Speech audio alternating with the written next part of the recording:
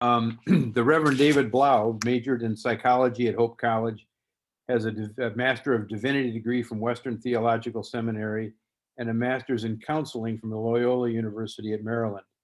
He did healthcare chaplaincy training at the University of Chicago Hospitals and the Johns Hopkins Hospital in Baltimore. Ordained in the Reformed Church in America, he has served Blauenberg Reformed Church near Princeton, New Jersey, where he also worked as a staff chaplain at the Medical Center at Princeton. He's a board certified chaplain in the Association of Professional Chaplains. Since 1994, David has been the leader of spiritual care services at Holland Hospital. More recently, David has joined the board for Making Choices Michigan, fostering conversations about healthcare decision-making and end-of-life care. So please welcome and hear David Blau. Take it away, David. Thank you, Tom. I appreciate being here again. I thought we had a good communication last week, and I'm looking forward to another good one here today.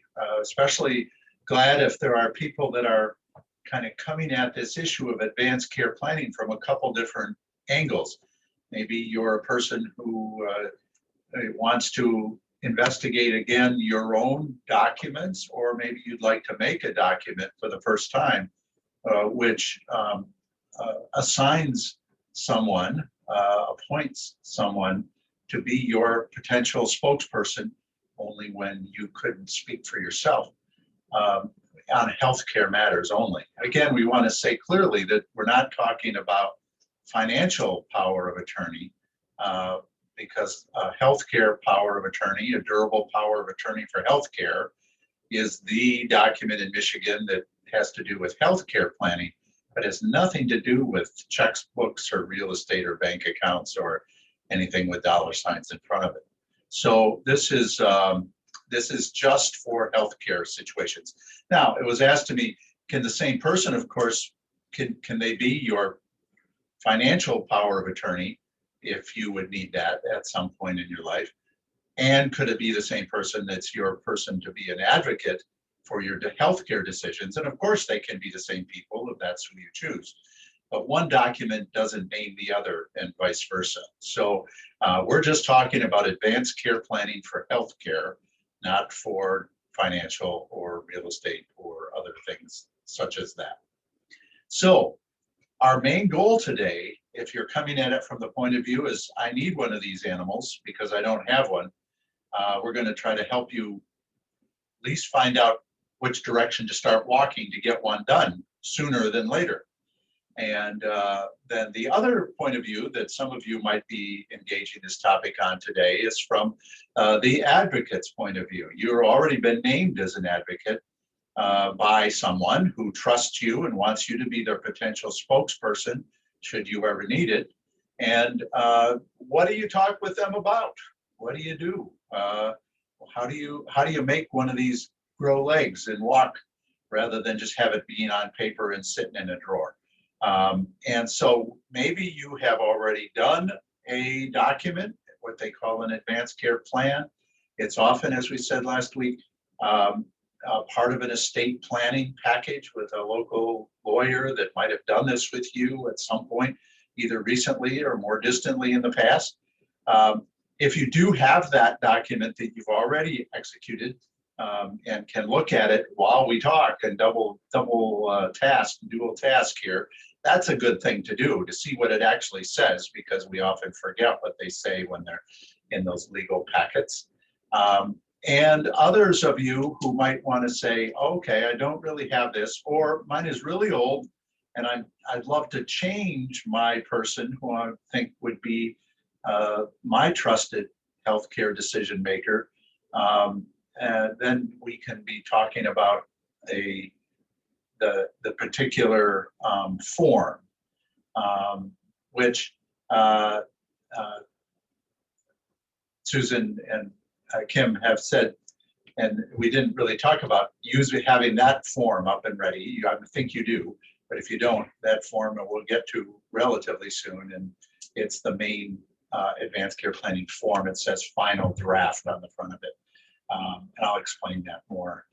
But by way of a little bit of recapitulation, a reprise from last week's session. Thank you for being here if you were here on that one. We talked about this DPOA for healthcare as the primary preferred Michigan document to use for advanced care planning. That means that Michigan law and the statutes of Michigan really want to put the eggs, speaking of Easter eggs, all in the basket of assigning a person and not just a list of what your values and decisions might be if such and such happened. Now, we'll honor those if people have what they call a living will from maybe another state. About 2/3 of the states have a living will statute, and about 1/3 of the states don't have a living will statute, and Michigan is one that does not. So it doesn't say we won't honor a living will if you've done one in Florida or Illinois or Missouri, and now you're living in Michigan and you haven't done a durable power of attorney for healthcare advocate designation. They will, the clinicians, the healthcare clinicians will do their best to interpret your living will, the listing in detail of treatments that you might want or not want in particular healthcare situations. So not to be confused to say we don't honor living wills in Michigan. That's not exactly true.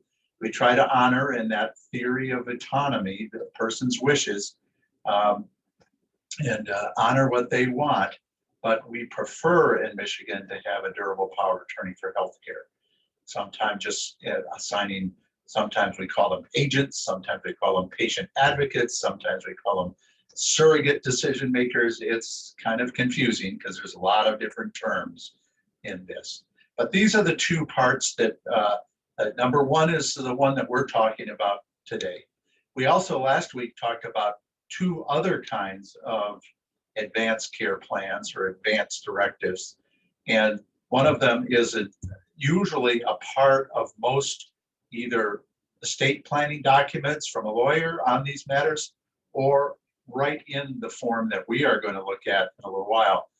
Anatomical gift, organ and tissue donation is a standalone, separate advanced directive, which, as we said before, if you have designated yourself to be a potential organ or tissue donor, then it must be allowed, and your family or your advocate can't, your patient advocate, even though they're duly designated and an official patient advocate, they can't override your direct anatomical gift advanced directive. So in other words, I was in a car accident on the way home and I'm moving toward brain death, and then brain death is declared, and they ask my patient advocate, in my case, my wife and my nurse daughter, they would ask my wife first because they only go in order of those listed, as I mentioned.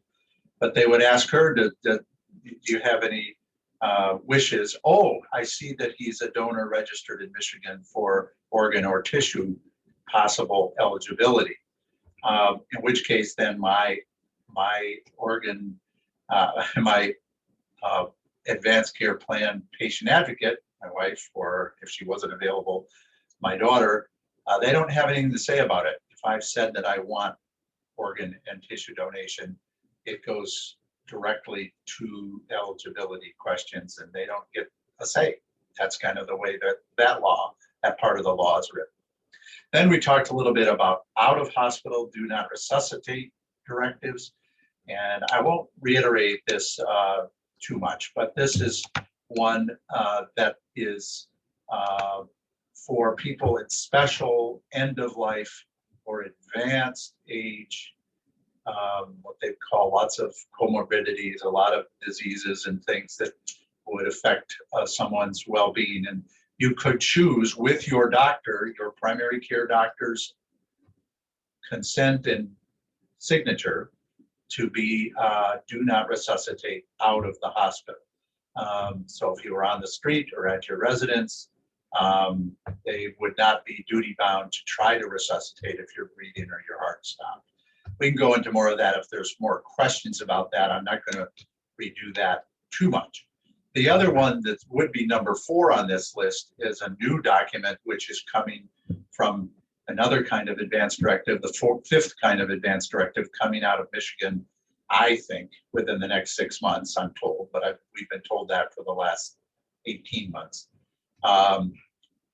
It's called a My Post.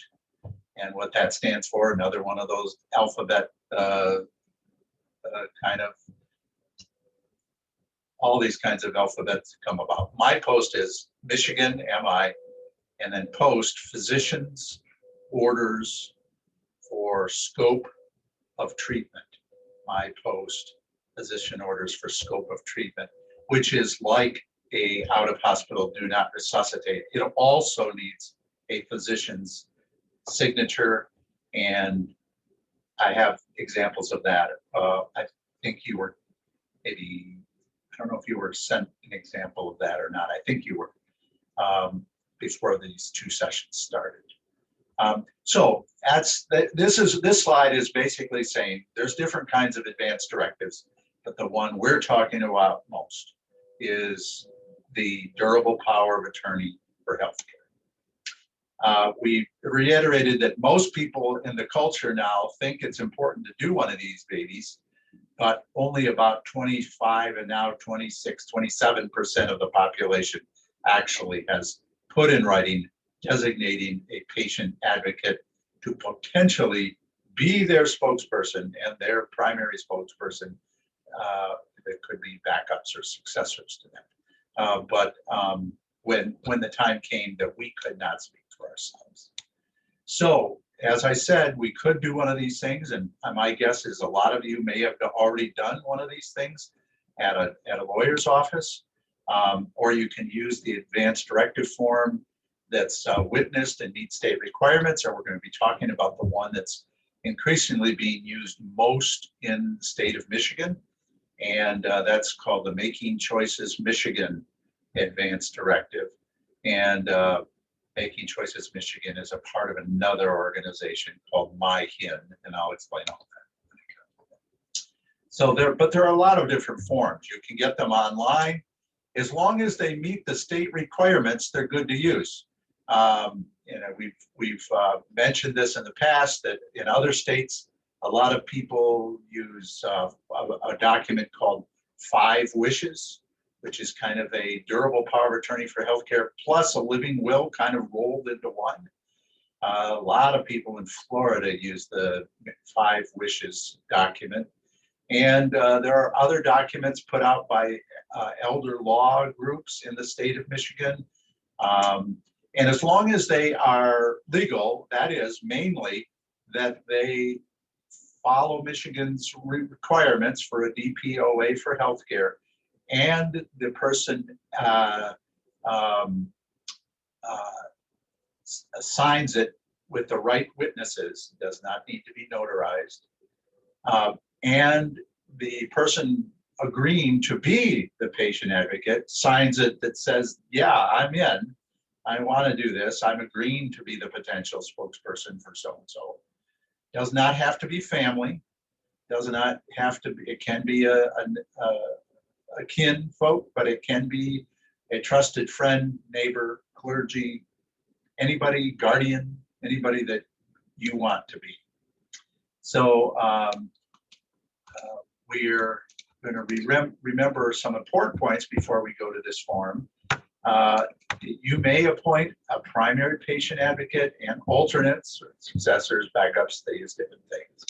But only one patient advocate can be active at any given time. And that is, so the top of the list, your primary advocate is the one who gets the first interaction with healthcare professionals about treatment choices. But if you resign, or someone resigns and says, I don't want to do it, yeah, I signed this, but I don't want to do it anymore.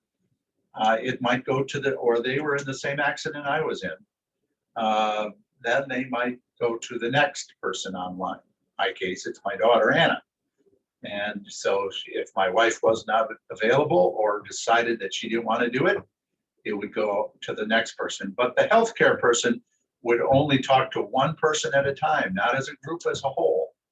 Now, that doesn't mean the groups can't, I mean, the people of a primary and 2 backups, for instance, can't have a huddle and say, this is our understanding of what dad would want. But when it comes to talking with the decision makers, with the clinicians, they're going to want to talk with one person who's the legal appointed spokesperson. Your patient advocate cannot act on your behalf until they have signed the acceptance form, which we'll see in the form that we're going to look at. And until they do, they don't have a thing to say. And I'll explain some of that. I'm going to stop here and welcome any questions that are coming through your mind right now based on some of this general overview and a little bit of a recap of what we did from last time. Anybody have any comment or question that you'd like to raise now? You're welcome to. David, I have 2 in the chat. The first one is, and maybe you did this on that slide, on the site to download the new official patient advocate form. Yes. I need to provide that. So when you have a minute, send me that. And then a second question from Pat is, are there any age limits for being a donor? There used to be, but there are not anymore. It is a complete case-by-case situation. When we get to the form and it talks about the anatomical gift part, which we are going to go through, I'll explain a little more of this. But in a nutshell, they used to have a 75-year cap, 75 age, but now they don't. It's all the health of the individual person who's a potential donor.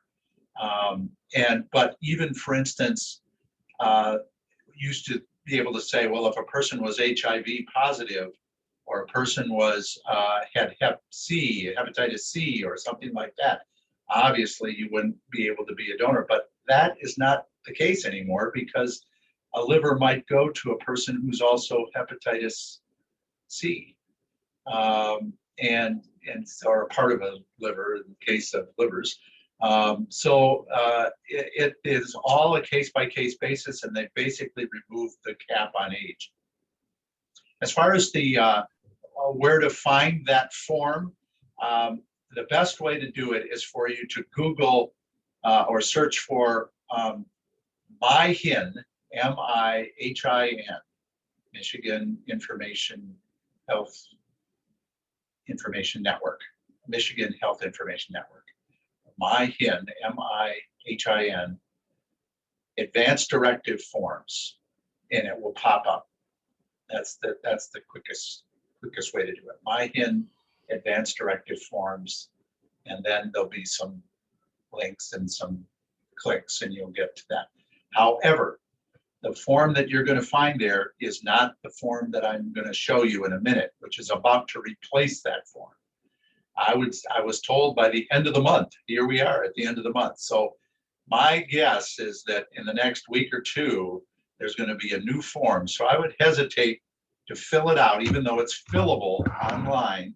And the new one that I'm going to show you will be fillable online by typing in your entries on it. It'll be very convenient to do, but I would suggest not using the form that's on there that you'll find there. I just checked before this session to see if it had been replaced, and no, it's the old form, which is about 3 years old. And I believe the one we have coming on in a week will be a better mousetrap. So I'd say wait just a touch on that, but you can look it over.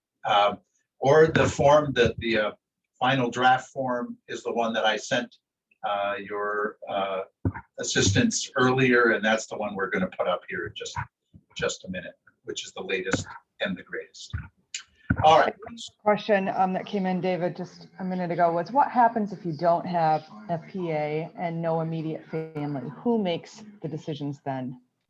So basically, if there's no directive because you're not available, you were in the accident or had the stroke or had the heart attack, had the cardiac arrest, whatever it is, and they're going to do the hospitals are going to do everything they can do in the best practices to sustain life until they know otherwise. But when they hear tell that there's a family, but they don't have paperwork, And they don't have one of these puppies. They don't have an advanced directive durable power patient advocate assigned.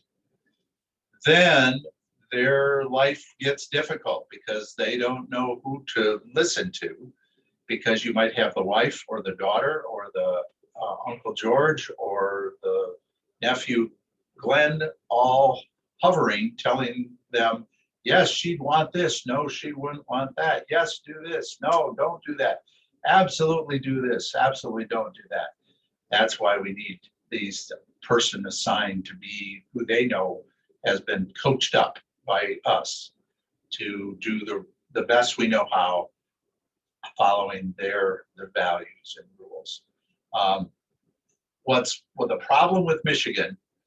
A problem with Michigan, and I'm hoping that it will change in the next years, is that we don't have a decision-making succession plan. Now, there's an official name for that I can't remember. But for instance, many states, if I'm lying on the treatment table, but I can't speak or make my wishes known, they're going to go to my wife. My wife isn't available, my daughter or son, if they're not available, and I still had parents, my parents, if they weren't available, my brothers and sisters, and that's what they call a succession thing. And for years, Michiganders thought we had a law that said that. We do not. We're one of the few states that have no succession plans. So the voice, if I was on the table unconscious and they had to look for my values about how aggressive to be in my treatment, they couldn't just go to my wife and they would go to my wife if everybody was in agreement, because not everybody has this paperwork. Not everybody has this legal designation. So they will, but if the problem is when people don't agree. So if my wife and my daughter disagreed, many states would say, follow the spouse and then follow the daughter or son. But in Michigan, they both have equal voices. So then one of them has to go to the probate court to apply for guardianship for healthcare decisions. You can do it in an emergency in about 24 hours, but I don't have 24 hours on the table after the accident, after my bicycle accident. So, whatever it is. So, better to sign somebody, because you're going to have to. This was the whole problem with the Terry Schiavo case in Florida. This was the parent, there was no documentation, and the spouse, although estranged, but the spouse, legal spouse, and the patient's parents down there in Florida disagreed on what to do. Okay, kind of waxed along on that. Does that answer it? Did I get in the right direction? I think so. Thank you. All right. So I'm going to show you a couple slides here about how to talk together with your loved ones or your appointee, your patient advocate, your potential patient advocate, about how do you talk about these things. I think talking about potential unknown healthcare decisions in the future is very hard. Because first of all, we want to assume we're never going to be in that situation. We can't speak for ourselves, because that's very important to us. And look at me now. I've been talking for myself for 75 years, and there's no reason that looks like it's going to stop in the next 2 years. So, it's hard to talk about these things. I've talked with my parents. I have 2 living parents. They're 91. And my mother is in very good mental and physical health, and my dad is in poor physical and mental health. So we talked together about what do we do if, and what about these what ifs in life. So I think talking about these things with our children or our neighbor or anybody else is kind of like talking about sexuality with teenagers. It's an important thing to do, but nobody wants to do it. We know that it is important, but boy, how do you start out when you've got that 12-year-old son who's asking questions that you don't really want to answer? I can remember these times with my 15-year-old talking about sensitive things, and it wasn't fun, but it was necessary as a parent. And this is similar in my view. But we plan all the time for the what ifs in life. We buy health insurance because of the what ifs, even though we don't know exactly what it's going to be. We buy life insurance. We make wills for our estates, what to do with our possessions when we are no longer in need of them. I'm wondering, we might say to our patient advocate or our children or our whoever you wanted, I'm wondering if I could talk honestly with you about how I feel about some possible healthcare matters should they ever arise. Number one is trying to find out if they're willing to talk about it. Some families just don't do it. They just can't. They just don't have a culture in their family that wants to bring up anything about the future that's unpleasant. And others are very realistic and they want to get in there and talk about the hard stuff or the potentially hard stuff.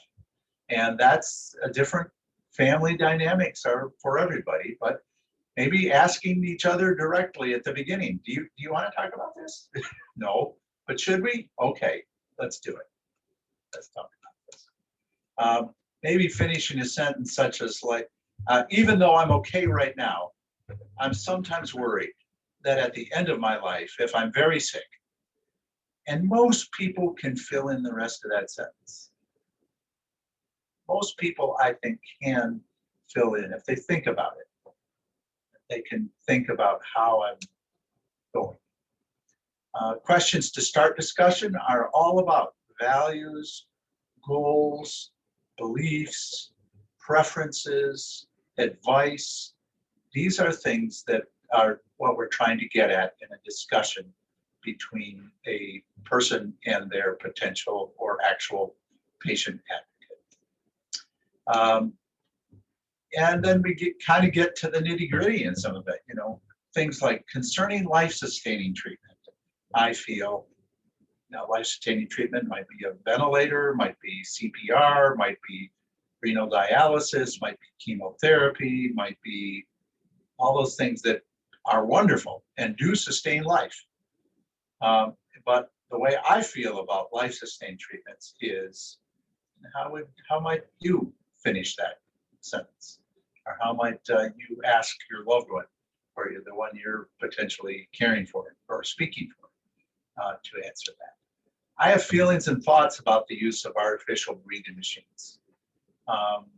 And some people want to talk about that because, when Aunt Helen was on that ventilator, I said to myself, this is the greatest thing since sliced bread, or I never want to be on a ventilator.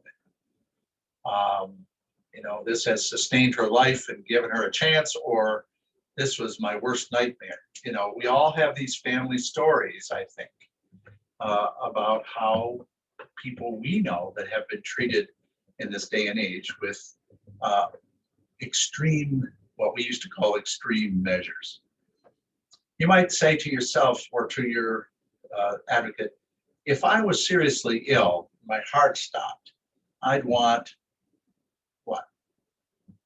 And we might call that a code status or a code category in the hospital. But just in general, if I had severe cancer and my heart stopped, these are my values, my beliefs about such things. This is a huge one in my view. To me, quality of life means what? How would you talk about what defines a quality of life? That's going to be different for many people.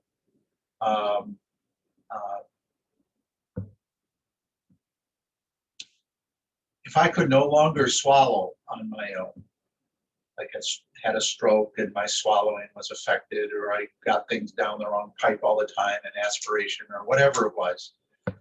The way I feel about artificial nutrition or feeding tubes is either getting hydration or nutrients through, you know, a peg tube and directly into your stomach, or NG tube in your throat. What are you thinking about that? If the doctor said I couldn't, if Aunt Mabel couldn't really swallow. My grandfather was this way. He lived to be 101. But for the last 2 years of his life, he kept aspirating and going into pneumonia. And he said, yeah, hook me up. He was an old Dutch guy born in the Netherlands. And he got the kind of nutrition that they hung on a pole by his bed at night, and it went into a peg tube into his stomach. And he ate very little, except when my twin brother Dan would sneak him in ham sandwiches into his nursing care facility. And but he and had a little glass of wine once in a while. But other than that, most of his nutrition was that, and he was fine with it. He was 98 years old, and he said, "Yeah, at night they hang the silage." This is what he said. He called the bag of nutrition his silage. And he was fine with it. But other people, I've said, I've talked with at the hospital many times. They said, you know, if I can't have the joy of eating, I don't want to live. And it means too much to me. And if I can't think or do things the way I used to, and the quality of life was a feeding tube, but I could no longer swallow on my own, then I just want comfort care. And I just want to let myself go the way tens of millions of people have died over tens of millions of years. And that is by just not eating and fading away. And that was often the very natural way for people to die. So, but because we can beef people up with a peg feeding tube or nutrition, hydration, that becomes a moral dilemma for people. Well, can we do it? Should we do it? Even though we can do it, I don't want it. Well, who gets to say? You do. You get to say of what your values about times like those are. And then that's going to be the marching orders for your advocate to attempt to make decisions that are in line with your feelings and with your values, not their values, your values in that way. So if I was seriously ill and my kidneys failed and I could not get better, I'd want to, what would happen? Some people are just fine. I know a younger person who's on 3-day-a-week dialysis for his kidneys that were damaged after a surgery. And he's a younger person. He just keeps on going, doesn't mind it, doesn't say he minds it. And it's his wishes to do that. Other people who are 85 and have been on it for 2 years and their other health is declining, and they say, can't keep doing this 3 days a week. And I want just comfort care. I want the disease of my kidneys just to progress without this artificial things, and I'm okay with that. And they just work on my comfort, make sure I'm comfortable. So it's different for everyone. Some people talk about trial periods of life-sustaining treatment. We'll see that. If after 3 days, if after 2 weeks, then do this, don't do that. A big one is dementia or Alzheimer's, memory loss. If you had beginning dementia or memory loss, would you want that to change what you would want done in a physical treatment? This is also up to us. We have a choice of saying we kind of want all the guns and we want the full court press, or we want something other than that, something less than that. And what do you think about comfort care only or palliative care? The hospital here, we call it care and comfort status. And for some people, that's the right choice. They want to make sure that they're comfortable, but they're not trying to prolong anything longer than they want. So if Susan is still there, or are you able to put up this particular document?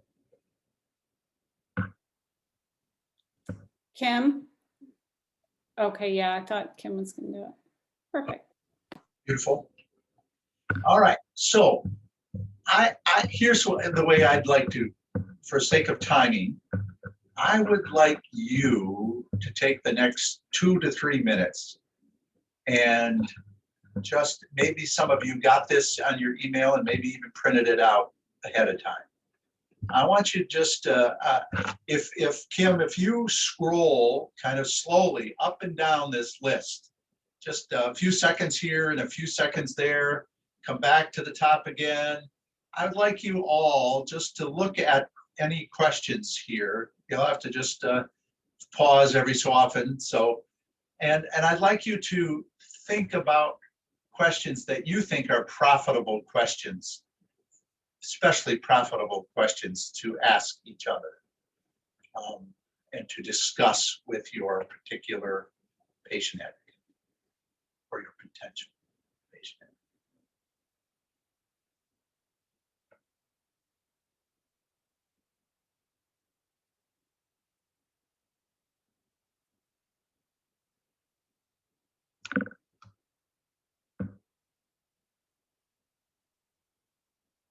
Yeah, maybe scroll to the second part of it there.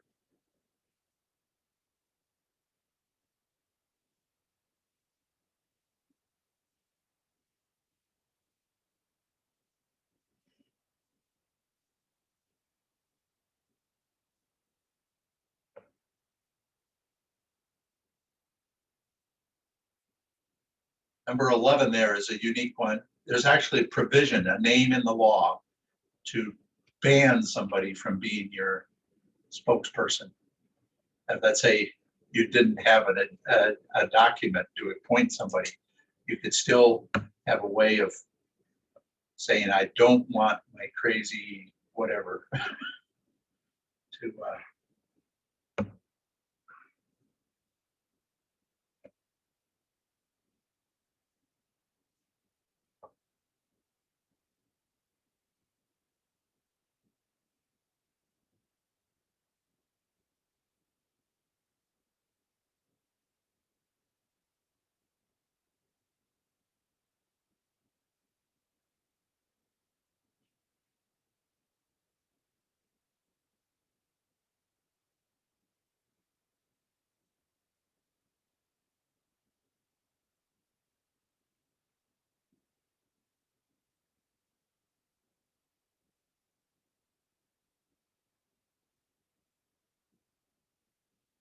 maybe just one more time to the bottom, and then I'm going to ask you all just a question about which of these questions do you think are productive questions to, maybe especially productive questions that would be good for you and your spokesperson to talk about ahead of time? Good now. This is Nancy Timmer, and I was wondering if you could define quality of life, because it seems like it's different for each person. Exactly, that's an excellent point. But it's a point that people make all the time. And so the point is, what makes a quality of life? And how people just, I visited a man in the hospital here within the last year who said, and he had advancing diabetes and had several amputations. His toes first, then one foot, then the other foot, and he was in bad shape. And he was asking his daughter, or his daughter was asking him after the second foot was amputated, you know, how do you're having a real tough time with everything, Dad, and you can't move along. And, we love you and we want you to be here, but if your heart stopped and if you couldn't breathe anymore, how hard should we work to get it started again and to get you over that hump? Or would you like to just let nature take its course? And his answer to that was, if I can sit in a chair and see the birds on my bird feeder, that's good with me. That's a quality of life I want. Okay. Okay. And then another person, not so long ago, was confronted with the same kind of debilitating disease, and they said, if I can't have, and his response was, if I can't walk to the coffee shop and have coffee with my buddies, I don't want to live. Well, that's, I mean, those are two pretty different quality of life, but it's subjective. Somewhere in between there. I don't have to walk to the coffee shop. What's your quality of life? That's the question. What's subjectively? How would you define quality of life? There's been some interesting studies. My friend David Myers from Hope College, and social psychologist, has pointed out with me, and I saw this actually in a different way. My daughter has a spinal cord injury and is quadriplegic. She was injured when she was 16. And there was a whole study being done about this question of quality of life with those who have spinal cord injury and may not have full use of most of their body and maybe even their hands or arms. And they did a patient satisfaction study with a pretty large group of quadriplegics. And most of them, well over 60%, said they had a good, and this was maybe 3 years out from their injury. About 60% said they had a good quality of life. And that's true of my daughter. She's got a good quality of life, even as a quadriplegic. But other people may define that very differently. So it's a very subjective. What other comments do you have about some of these 25 points of discussion? I think that 5 is very important. You want to live long, or you want to have good quality? As you define. Quality or quantity, I think that's a very important. Yep, and people definitely ask that differently, answer that differently. Any other comments about these points? Hopefully maybe you can print these out and or on a screen sometime and just say, well, let's play a little game here. Let's put papers in a hat, 1 to 25, and pick them out at random and answer it for each other, at least for that moment in that day. There's actually games that do this with questions of patient advocacy. So, David, is it number 22? I don't see the list right now that talks about donating organs. yes, The whole body can be donated. that's I know it can to the University of Michigan, to the anatomical department. Yep. And I'm not sure many people know that. And I've had personal experience with that, and would encourage people to look into that. And you do have to do it ahead of time. It has to be signed. I carry it in my driver's license, so that if it were a need to make a decision on me, it's already been done. Yep, excellent point. We are going to see that when we look at the form. There's a place that talks about whole body donation as well. David, a quality of life question that I wrestle with myself is sometimes I think, well, I would want, in order, quality of life would mean that I would want to be able to make decisions for myself. even if I were really physically limited. But then I think, well, if I couldn't make decisions for myself, but people observe me to be happy, would that be a quality of life that I should be content with? These are just examples in my head. They're hard to resolve, but some of it, I don't know. That's just what I'm thinking. Yeah, that's some of the hardest thinking we do about what makes life worthwhile. And some people, they say, if I can eat a good meal, that's good. And other people think something different. David, these questions seem to be from the person who's been designated or wants to be designated as the patient advocate to the person who has designated them or may designate them. But I think it's also important for the person who's made a designation of a patient advocate to talk to that person and say, if you have to make a hard decision, will you be prepared to do it? Excellent point. Even at the face of some opposition from other family members, will you be able to Gotta do be it? willing to Yeah. understand clearly what we would want and Right. agree to toe the Right. line and not Yeah. cave in. Right. Because they don't- Yes. David, Yes. Harry Holt, I think question number 13 is always very difficult because you could be put on a ventilator and you could be fine. We don't get, sometimes I think if I'm the advocate, I want really clear explanations to me. I faced that many times in the hospital working with patients. Maybe you can be on for 2 days and you'll be fine. But I think that for the advocate, you really have to have a good conversation with the medical side too. What exact, and the patient. What exactly do I want? If I'm good, the trial, if I'm good for 2 days, like a chronic obstructive lung person, they may be fine for 2 days and then they can come off. You just don't want to make a hasty decision. So you have a lot of these DNR orders. I remember at Loyola, we had a DNR with exception. If this happens, do this. And I don't know how that's done in Michigan. Yeah.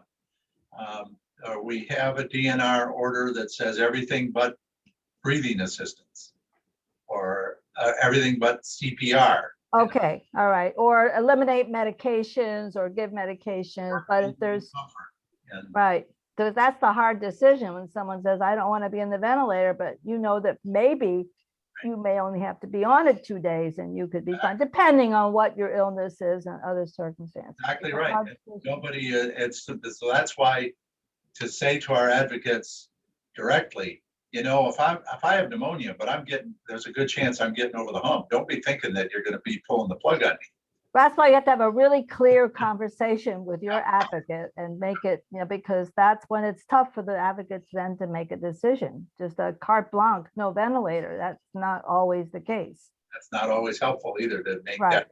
So Right. that's why we have a patient advocate person in Michigan who can interpret the nuances, not the I never want a ventilator directive, because she would want it if she knew that it was only going to be 3 or 4 days and then you were going to get over the hump and start to recover. But if the things were sliding down farther and farther and farther, that's the case where I don't want to have to keep on keeping Right. up.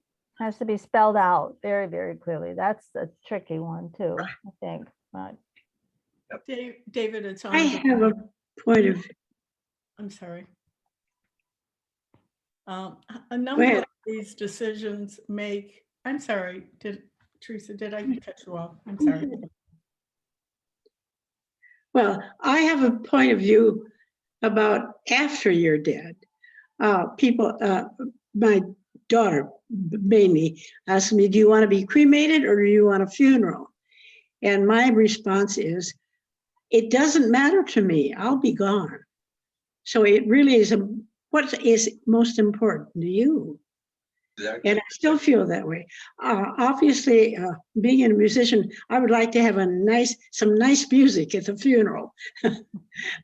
But other than that, funeral or cremation, if they feel that cremation is an important way to contribute to the medical field, that's fine with me. I don't take any any views on it. Great. That's good. Yes, Andre.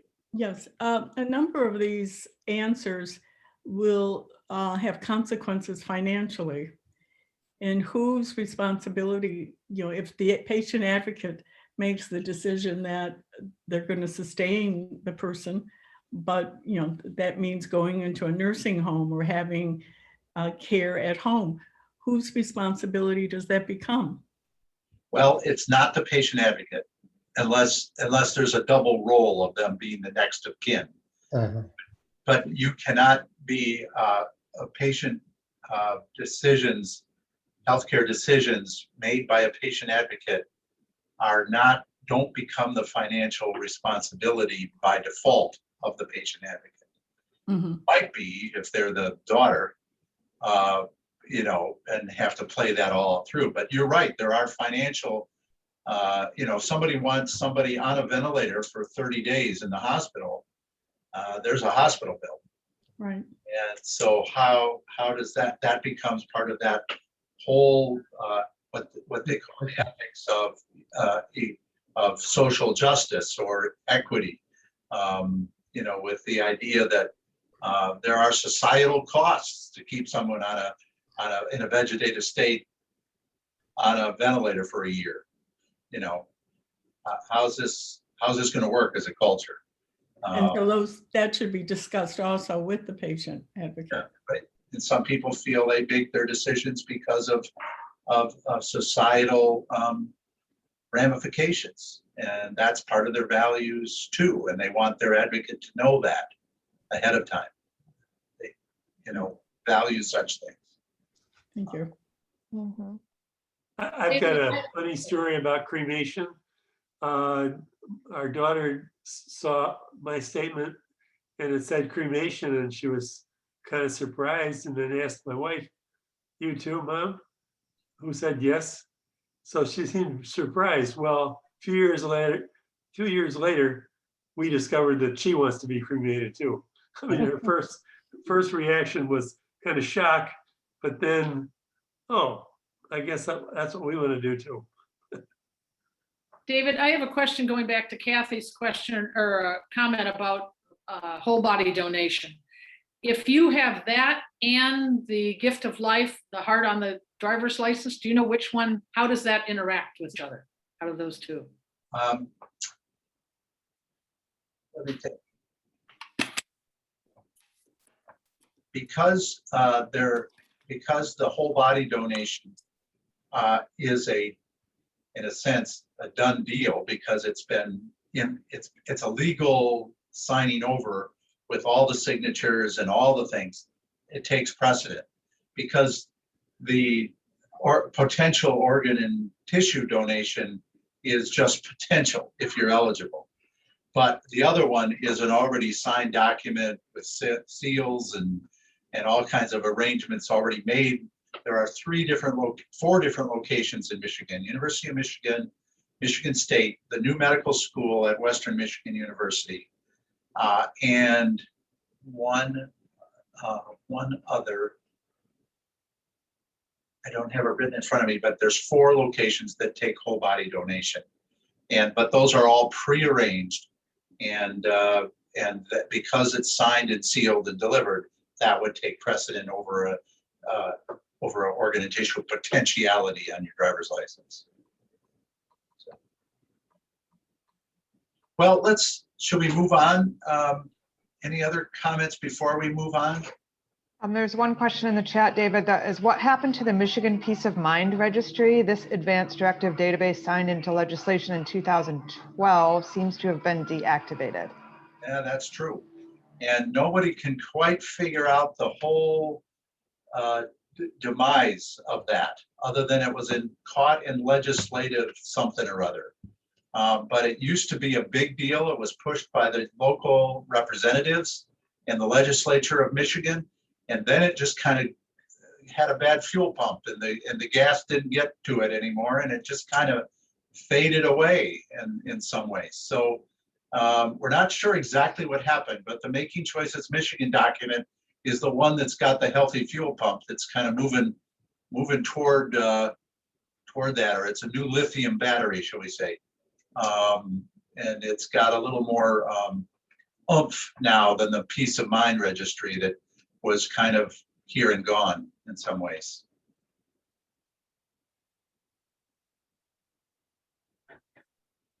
Well, let's move to the next slide. I'll go back to my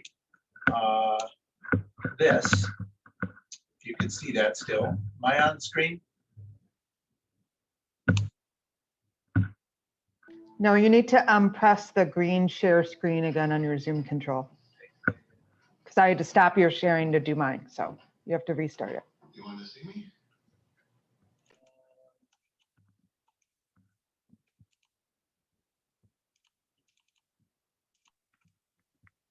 Had this problem before. Let's see. Get your cursor on the screen. What? Get your cursor touching the screen, then the green share screen will light up. I think I've got it on projection with a full screen, so it's not Oh. doing it. Press escape and that should, Right, and it didn't do it. okay. Let me pull up your PowerPoint, or Kim can, let's see. Well, let's see. Oh, here I go. Here I go. I think I got it. It's tricky if you don't do it every day. It's tricky if you do it every day. I'm not. Now I got rid of it again. You can see Susan. Okay.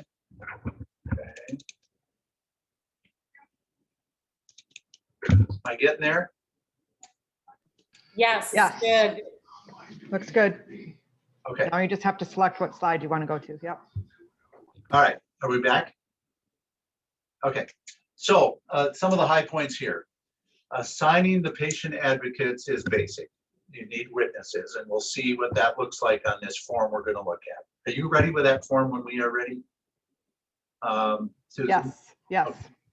Accepting to be a patient advocate with signature is required, and talking about your wishes and values together is crucial. So those are some of the high points that I'd like to emphasize here. So we're going to go to the form now, and see, do I have to get out of mine, Susan? Yes. By doing that and by doing what? So you want the, I want this. okay. Hold on, I'm going to stop yours and I'm going to start mine because I have it open. Hold on a second. You want the funeral representative Nope, I want designation. the main advanced directive form.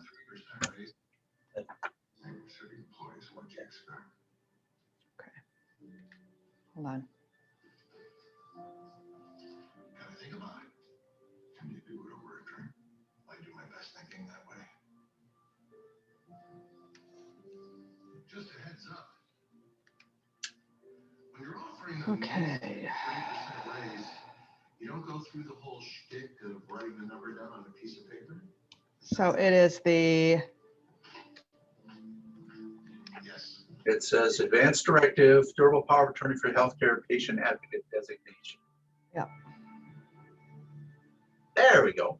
That's it. Okay. So we have approximately, am I right that we have approximately a little less than a half an hour left, or am I wrong on that? you are correct. Okay. So here's what we'd like to do, and I would like you to interrupt with any questions you have as we go through. We won't be able to go through this whole thing in detail, but I want to point the highlights, and I hope that you will see that this form has a lot in it that we've been already talking about in the sessions so far. And that is, what is the legal requirements? What are the different kinds of advanced directives? And what does doing this document do for you? And Now, you may have an old estate plan that has stuff in it. You want to redo it with this form. You can do it without an attorney. You can do it without a notary, but it's got some specifics that have to be done to make it legal in that way. And this is the one that will be on the MyHIN Advanced Directive Forms website within weeks, I would say. So I'm going to show this to you. It's not active in Michigan as we speak, but it soon will be. So, introduction. This document provides a way for you to create a durable power of attorney for healthcare and other documentation that will meet the basic requirements for this state. This advanced directive, which they always refer to as ADs now, allows you to appoint a person and alternates who shall take reasonable steps to follow the desires and instructions indicated within this document or other written or spoken treatment preferences.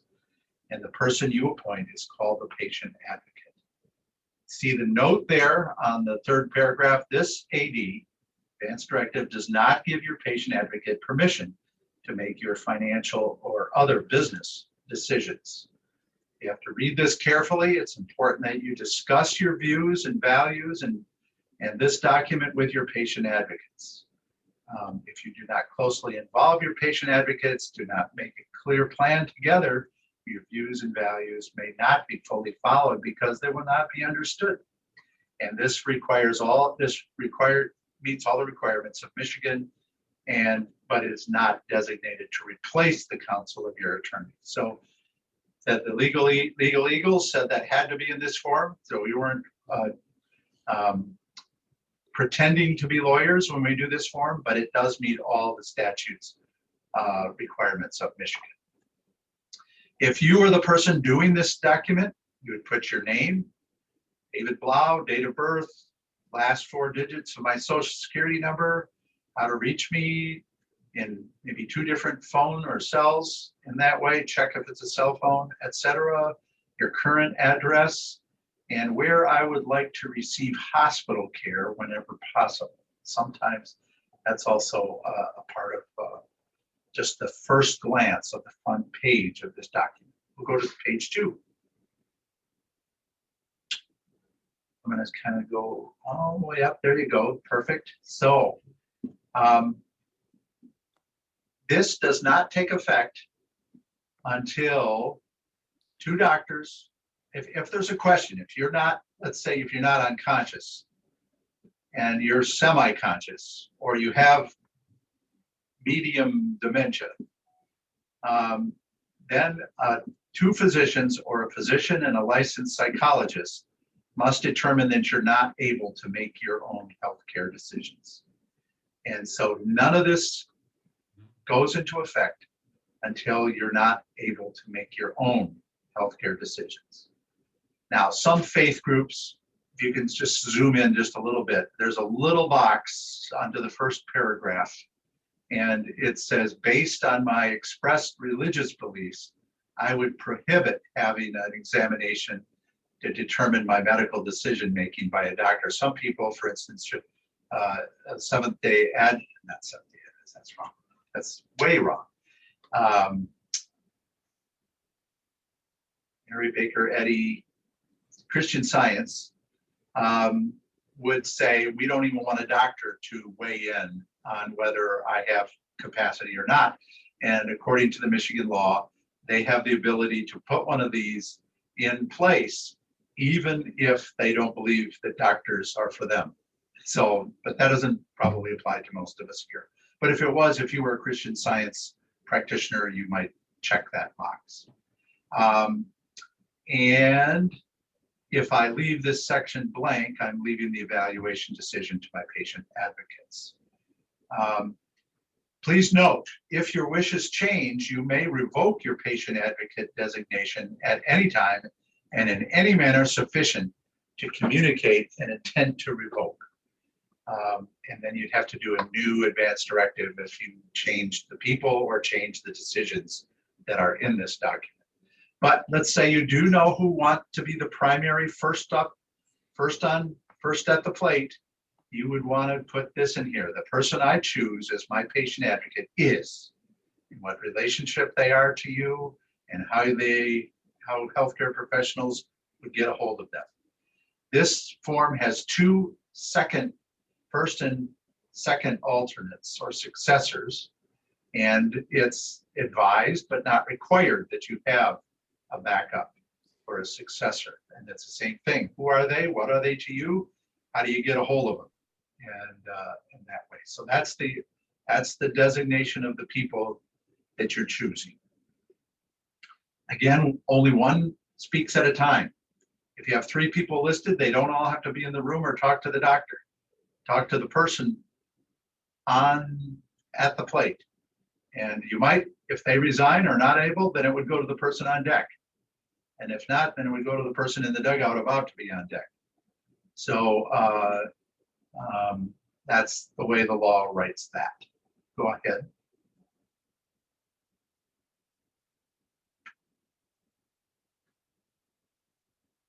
This is the section that I'm going to spend about the most time on. And that is, this is the place where people on this form get it wrong and it makes it an invalid document. Okay, so yeah, see the whole sheet first, then we can zoom in a little bit.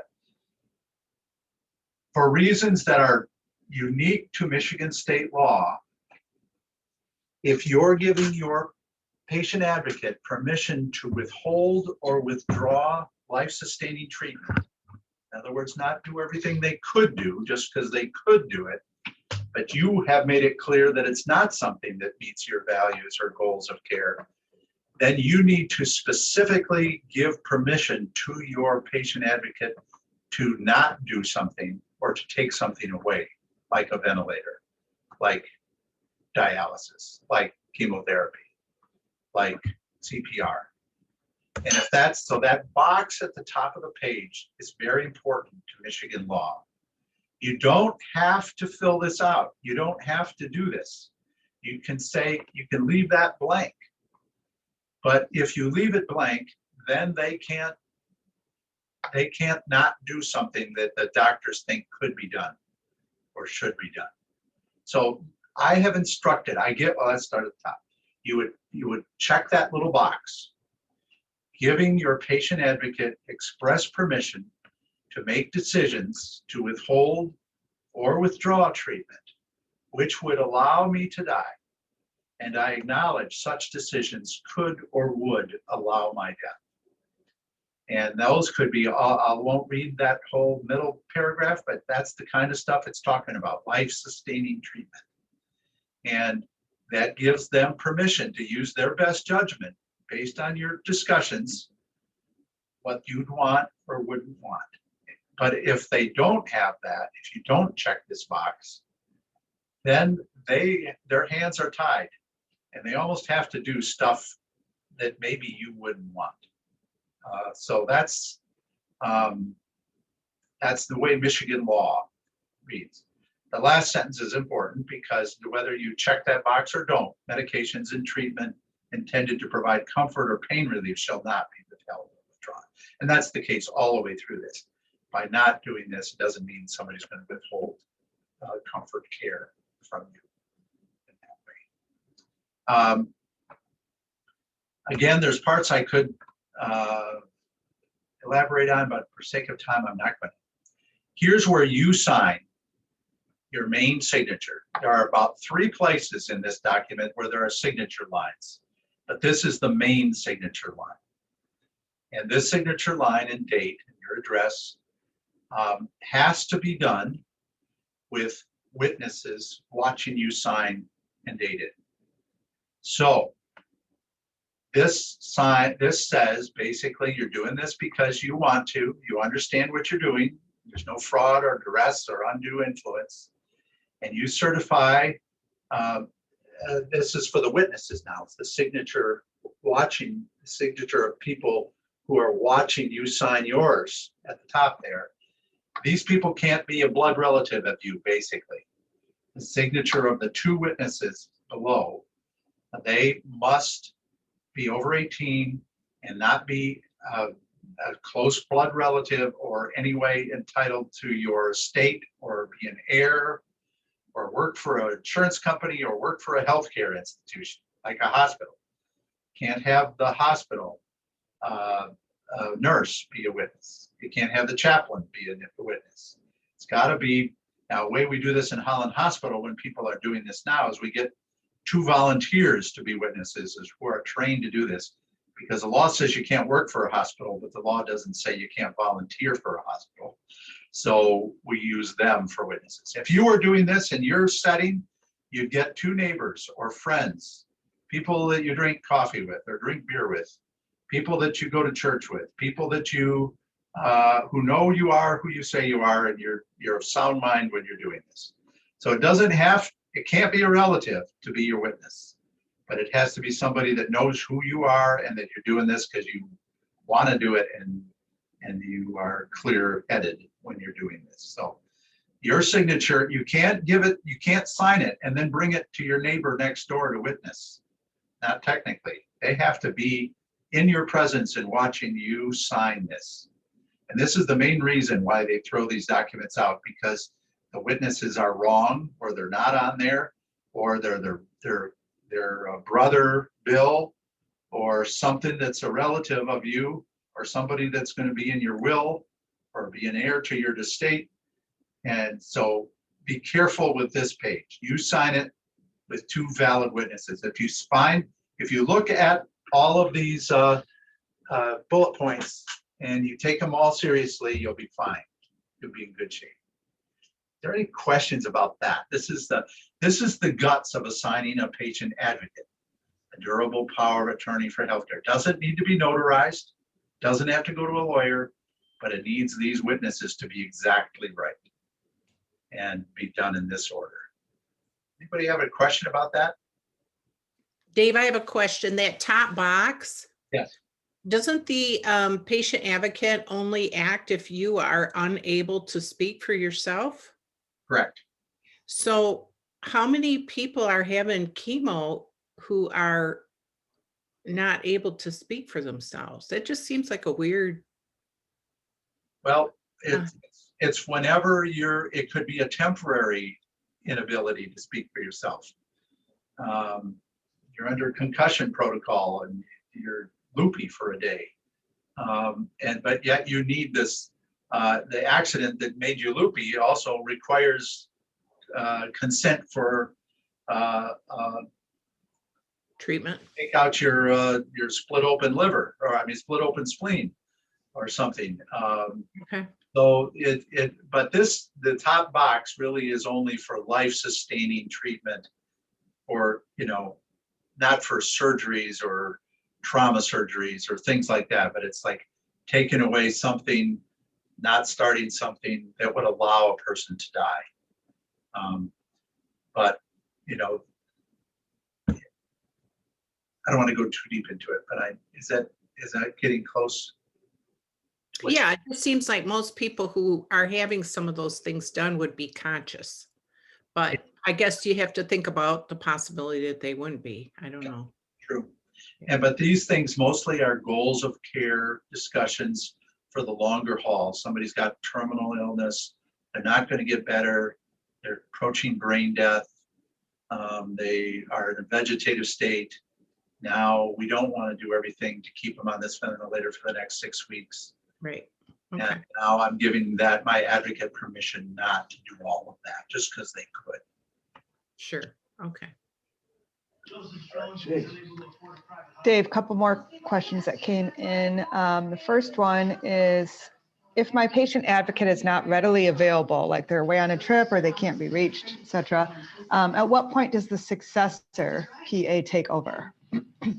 If it's an urgent need for life-saving or major treatment of some kind, they'll skip right to the next person and trust that the person, so it can go up and down that tree of successors.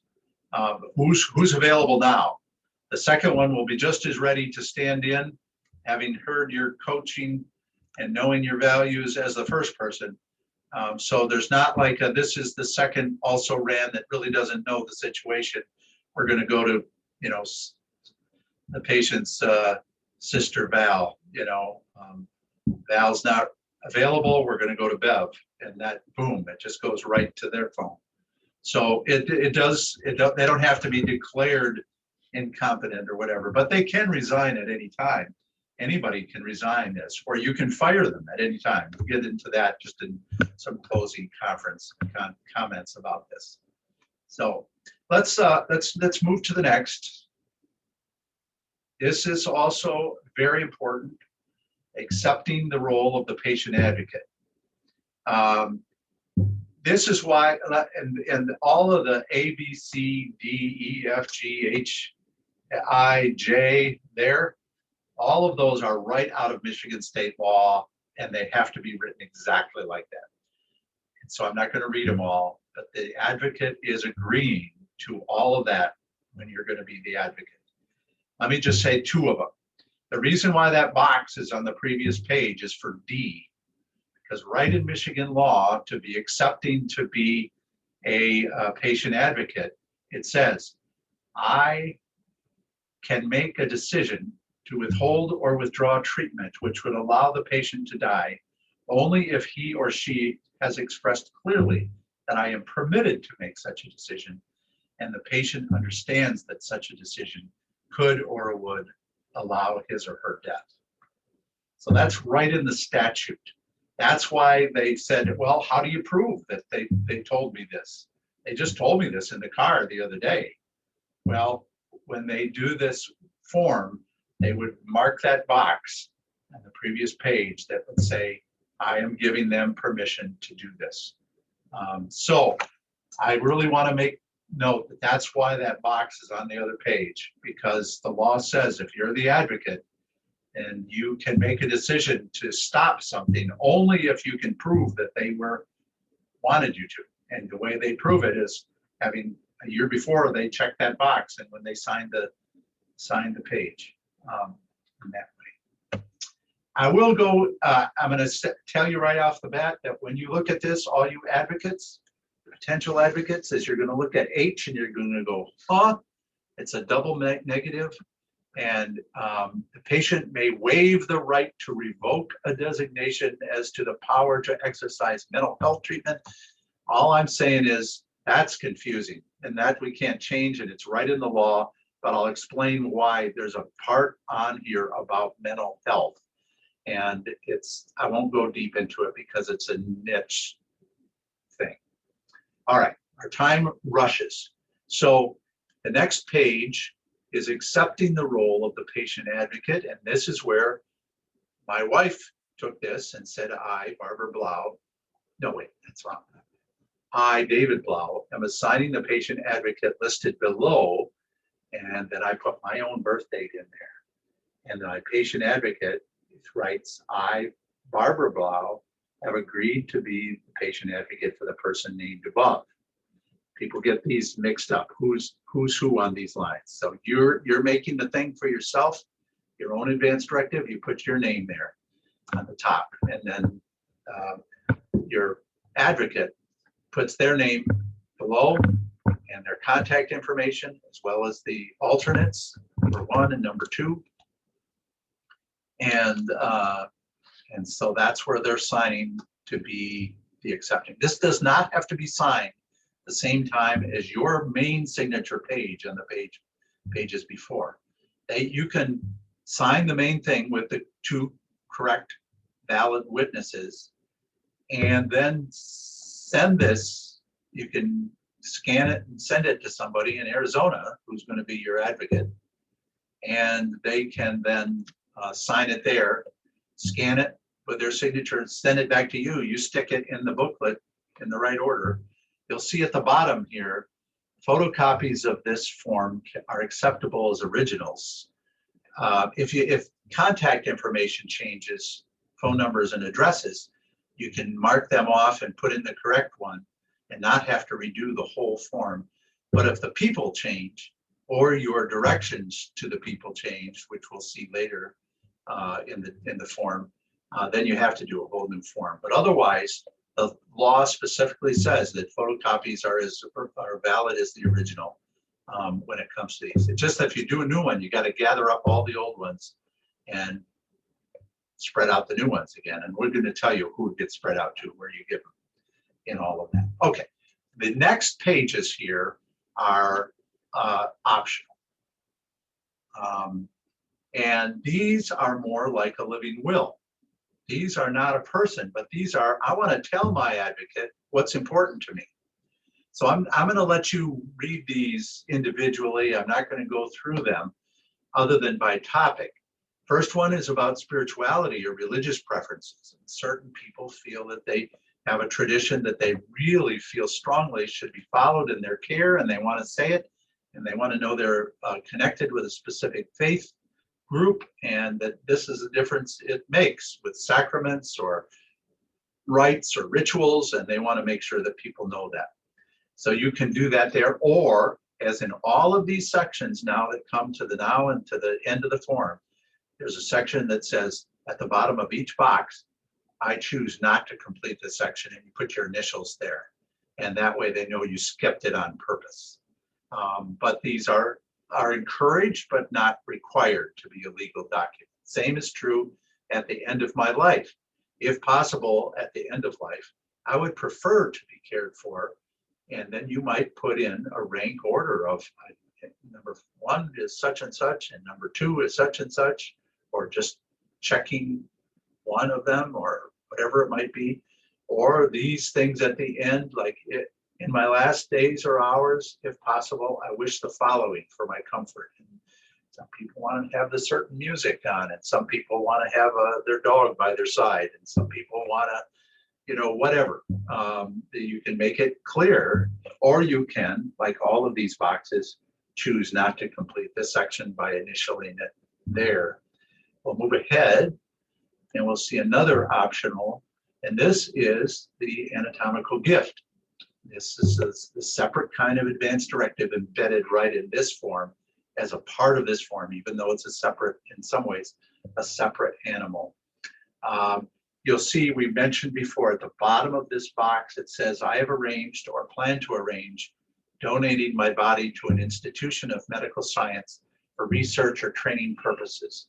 And that must be arranged in advance. But if you had done that, you could check or initial that line there to let people know that that was part of your pre-planning and your advancing.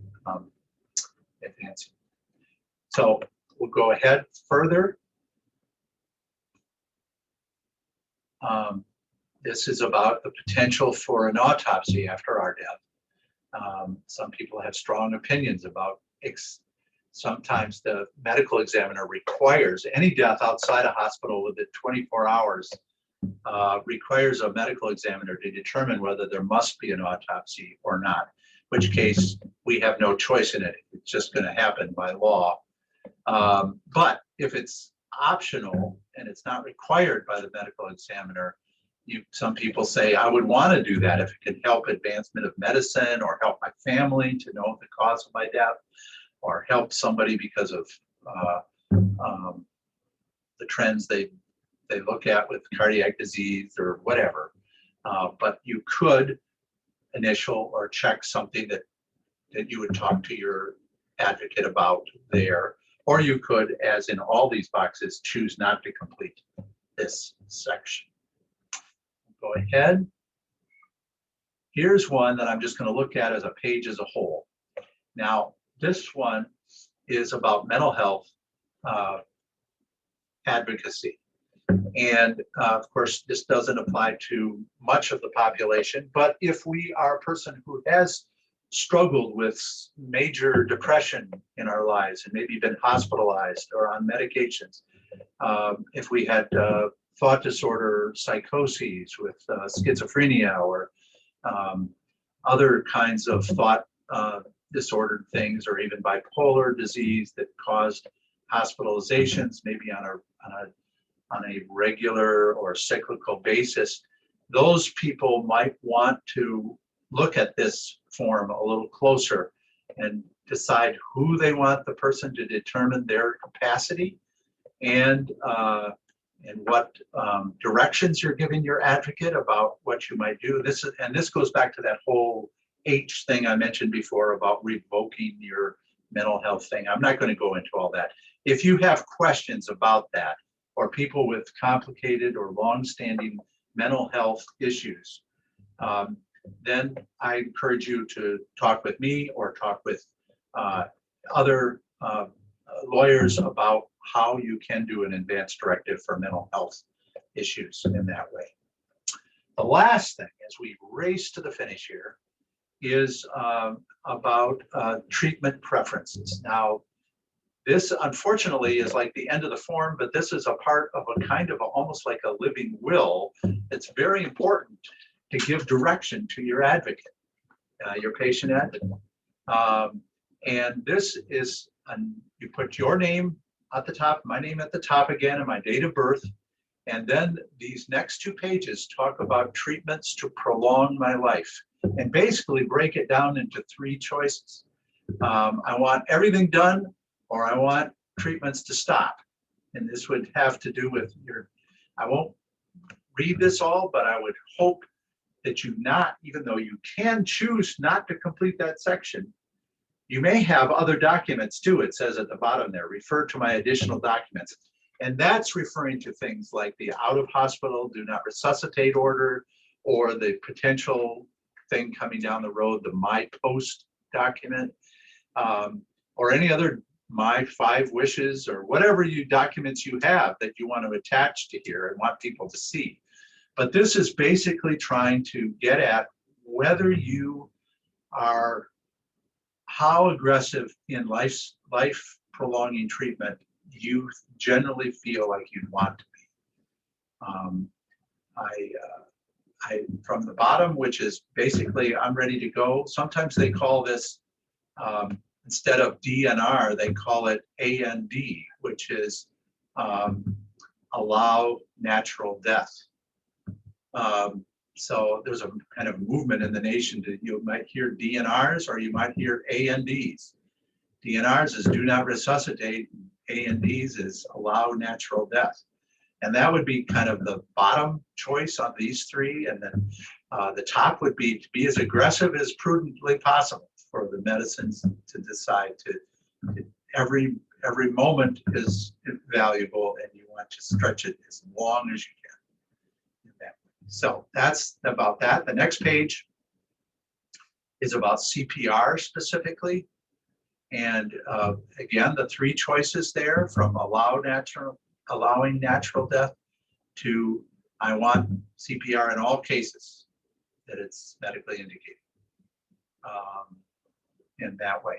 So these are ways, again, to coach your advocate about your values that way. This is another point of signature, that if you do this form, they want to know how recently you said this and when it was. And I would encourage, if you, these 2 pages about goals of care are important, and to sign and date that one as well, even though it's not the main signature of the document. Is that the end of it? I think. Okay. We've got 3. It is. Time to go.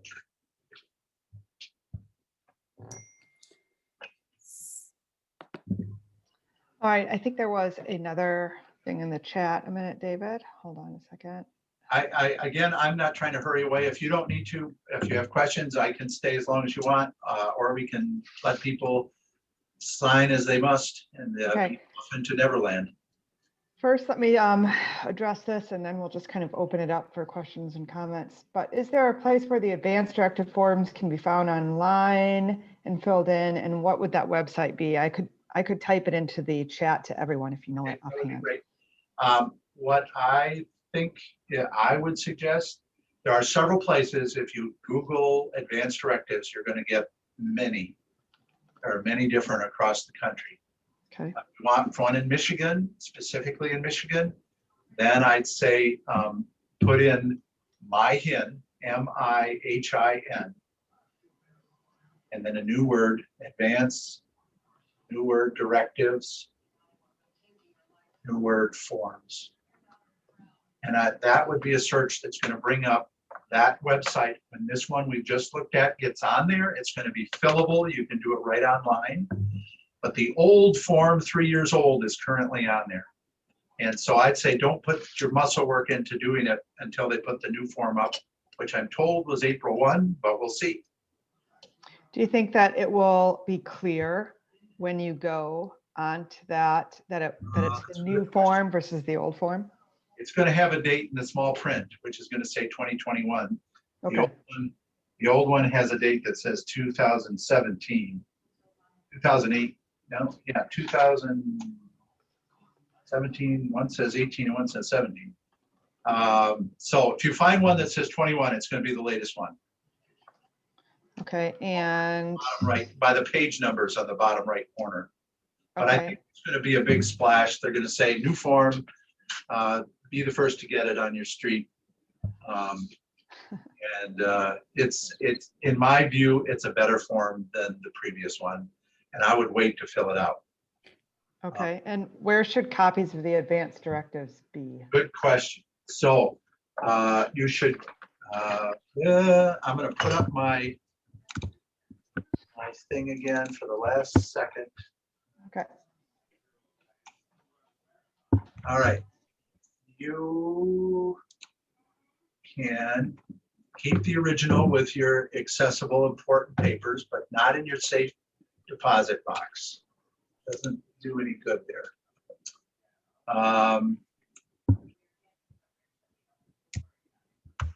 Okay. The copy may be regarded as if it's the original. We said that before, so copies are going to be honored. And give a copy to, of course, your patient advocate and alternates, if there are some. Give one to your primary care physician's office. Give one to the hospitals or hospital of your choice. Our medical records at Holland Hospital, Spectrum Medical Records for Zealand and all their system, Metro Hospital, Mercy in Muskegon, wherever you think you might be a patient, it's nice to give them a copy. They will they will scan it and put it in your electronic medical record. Also, the local primary care physicians' offices scan a copy and they give it to our medical records. And if you become a patient here, it's automatically attached to your chart when you're here at the hospital. And you can upload it to MyHIN, and I can give you more. There's a lot online when you get to the MyHIN website. When you get the forms, they're also going to tell you how you can upload it to a database which covers every hospital in Michigan, and and many of the long-term care facilities and other rehab facilities, and they can pull it down through. They have this electronic medical record thing called Viper, and they can pull it right down and get it. I had my primary care physician do this in my last physical in January. I said, find my advanced directive and pull it into my chart. I don't know how to. Yes, you do. Go to Viper. He went to Viper and pulled my chart, my advanced directive right into my chart, and it worked. Right. So imagine that. Cool. Right. So it's a little confusing because what used to be solely Making Choices Michigan is now also referred to as MyHIN. MyHIN. Choices Michigan. Because it's a subset of MyHIN. You can always get me at that number or email to ask your individual question. Not that I'm giving you lawyer's advice, but I'll tell you what I know about it, and you can double check it with your own people, or trust my judgment that I know what I'm talking about, and go at it. The most important thing is for you to do one if you haven't done one, or if you have one, find out who you assigned, find out if it's all legal because they accepted it, and then talk to them about these questions. Talk to them about the issues. And don't do it all at once. It's not going to be a 1.5 hour discussion. It's going to be 10 minutes before breakfast someday, and it's going to be 5 minutes on the way to the doctor's office another day, and it's going to be a half hour another day. I mean, these are things that are a process, not a one and done. Mm-hmm. So, let your values be known little by little until the pieces of the puzzle start to look like a picture of what they might do for you if you couldn't speak for yourself. I'm done, but I'll entertain any other comments or questions. Feel free to unmute yourself, anyone, if you would like to ask a question or make a comment. So David, Terry Holden, hi, thank you. Welcome. Dave, if I was traveling, say I went out to California, could I have a copy of this in my suitcase? Because it's Michigan law. So if I was put in a hospital in California, would this be honored? Yes, it would. It Every would. state has a reciprocity of each other's advanced care plans. Okay, They do their best under the circumstance to honor the person to be contacted or the value that's expressed in the document. And they try to line it up with the healthcare decisions that you need if you couldn't talk for yourself. So a lot of people carry these with them when they travel. And some people that have a do not resuscitate order have a bracelet that says so. That's from a Michigan law, has to have all the stuff on the bracelet that needs to be on it. okay, That's also honored nationwide. all right. So I think, but the long and the short of it is people love to have a person that's been coached up and knows what you might want. And they want to reach them on the phone and they want to talk in detail about the nuances of this situation and what to do now. And, or we need consent for treatment. Most of the states, I'm told, I'm sure there are exceptions to individual hospitals and clinics and things, but there's a movement. There's even a national organization that's just working on this too, trying to get the skids greased between states that way. Thank you. Okay. David, would it make sense to just carry a card with the email or with the website? That, or you can carry a card, which you can get right on that MyHIN website. When you get the form, you also get a card. You can download and print out a card. And mine says, I have an advance directive. Okay. And who my doctor is and who my advanced care advocates are. And it's the front thing in my wallet. Okay. So if they want to find it, they know that they can start searching. And it gives my advocates' phone numbers and my doctor's name and phone number, and everything is right on it. And that's printable right from the MyHIN site as well. Oh, thank you. Great, thank you.